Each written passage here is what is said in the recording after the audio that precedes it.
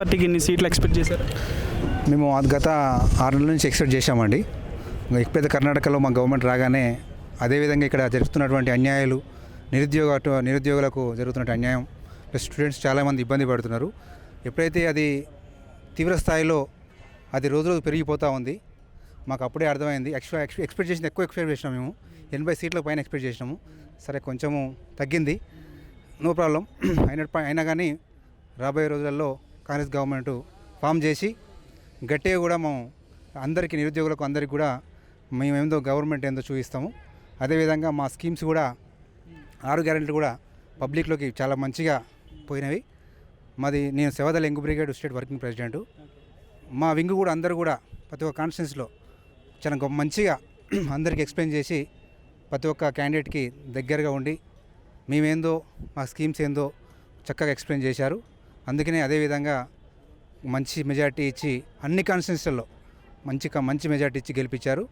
రాబోయే రోజుల్లో కాంగ్రెస్ గవర్నమెంట్లో గొప్పగా అందరూ మంచిగా పేద ప్రజలకు న్యాయం జరిగే విధంగా మేము గవర్నమెంట్ ఫామ్ చేసుకుంటున్నాము.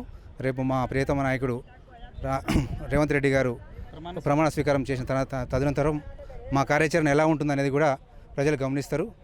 దాంతోపాటు మా స్కీమ్స్ కూడా ఉచిత బస్సు కానీ, 500 గ్యాస్ సిలిండర్ కానీ, మహిళలకు 2,500 రూపాయలు కానీ, కౌలు రైతులకు 15,000 రూపాయలు కానీ, ప్రతిదీ కూడా మేము గవర్నమెంట్ పబ్లిక్లోకి ఇంకా దగ్గరగా తీసుకెళ్ళి మేము గతంలో వాళ్ళు ఏం చేసిర్రు, మేము ఏం చేయబోతున్నాం అన్న విషయం కూడా ప్రజలకు అర్థమయ్యే విధంగా మేము ప్రజల్లోకి వెళ్తున్నాము. గొప్పగా మమ్మల్ని ఆశీర్వదించి మంచిగా పరిపాలిస్తామని కూడా.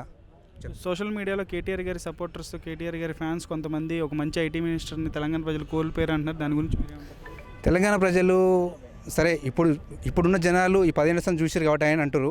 అందుకన్నా ముందే మన దగ్గర IBM ఉంది, టాటా ఉంది, చాలా కంపెనీస్ అంతమందికి ముందే ఉంది. ఆయన రాకముందుకే హైటెక్ సిటీ ఉంది.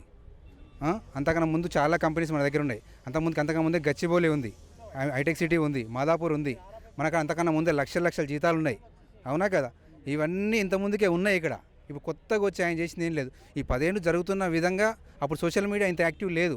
ఈ 10 ఏళ్ళు యాక్టివ్ అయింది కాబట్టి ఆయన్ని హైలైట్ చేసి చూపిస్తారు తప్ప అంతకన్నా ముందు చాలా గొప్పగా మనది రాజీవ్ గాంధీ అప్పట్లో వచ్చి ఇక్కడ పెట్టుబడులు పెట్టొచ్చు, హైదరాబాద్ చాలా చక్కటి ప్లేసు, ఎవరైనా వచ్చి అక్కడ పెట్టుబడులు పెట్టుకోవచ్చని చెప్పారు. అది మనం గమనించాలి. ఇప్పుడు కొత్తగా చెప్పడం ఆయన వల్ల అయిందంటూ ఏదో కొంచెం అయింది, కానీ ఆయనే చేసిన తప్పు. అది రేపు సీఎం ఓత్ సెరమనీ ఈ కార్యక్రమం ఏదైతే ఉందో ఎంత ఘనంగా జరగబోతుంది? ఎయిర్పోర్ట్లో ఇవన్నీ ఎలా జరుగుతుంది? చాలా ఘనంగా అవుతుందండి. 10 సంవత్సరాలకి వెళ్ళి అందరూ వెయిట్ చేస్తూ ఉన్నారు.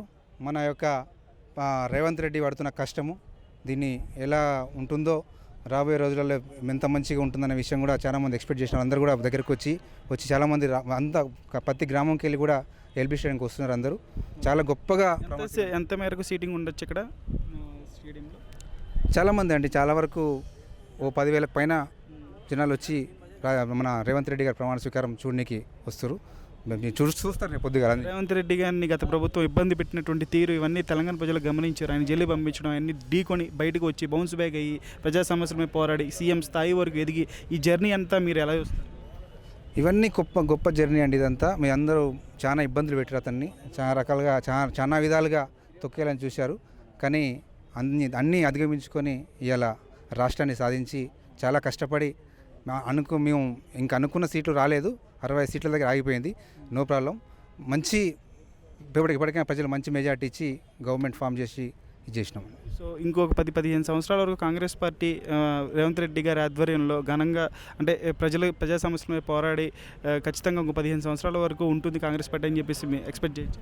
100% అండి. మీరు చూస్తారు కదా రేపటి మా స్కీమ్స్, మా పరిపాలన ఏ విధంగా ఉంటుందో మీరు చూస్తారు.